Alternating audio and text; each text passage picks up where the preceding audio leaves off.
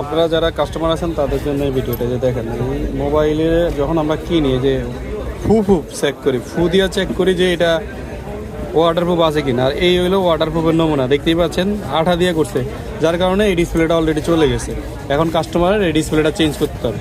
তো এরকম ওয়াটারপ্রুফের কী দরকার যে নেক্সট টাইম এটা আপনার একটা প্রবলেম হইতেই পারে। এখন আপনি এটা রিপেয়ার করতে আসলে জিনিসটা আপনি কীভাবে করবেন বলেন? একটা ডিসপ্লের দাম তো 1-2 টাকা না, আর অরিজিনাল ডিসপ্লে। এই যে দেখেন ওয়াটারপ্রুফের নমুনা, আপনাদেরকে একটু ক্লোজ করে দেখাই, দেখছেন এই হলো অবস্থা। ধরেন ভিডিও সামনেরটা ধরেন,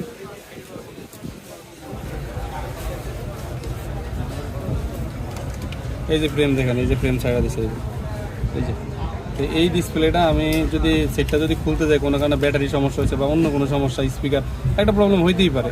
এইটা আপনি কীভাবে করবেন? এই যে আমি ডিসপ্লেটা খুলতে দেন, এই যে ফ্রেম ছেড়ে দিচ্ছি, এই যে আপনাদের ওয়াটারপ্রুফ, এই যে এই ডিসপ্লেটা তো যেই কাস্টমারের যাবে সে তো এতগুলো টাকা কীভাবে করবে? একটা তো আইফোন একটা ড্রিম, অনেকের একটা স্বপ্ন থাকে, অনেকের এই যে ব্যাটারি অটোমেটিক খুলে গেছে ভিতরে। তো এইগুলা আসলে যারা এই কাজগুলা করেন, আমি তাদেরকে বারবার বলতেছি, সামান্য ওয়াটারপ্রুফ করতে যাই আপনারা এরকম একটা 2 নম্বরই করবেন। এই যে আঠা দিয়েছে, দেন ক্যামেরা ওইটা চলে আসতেছে, এই যে ব্যাটারি আমি খুলিও না, অটোমেটিক খুলে গেছে।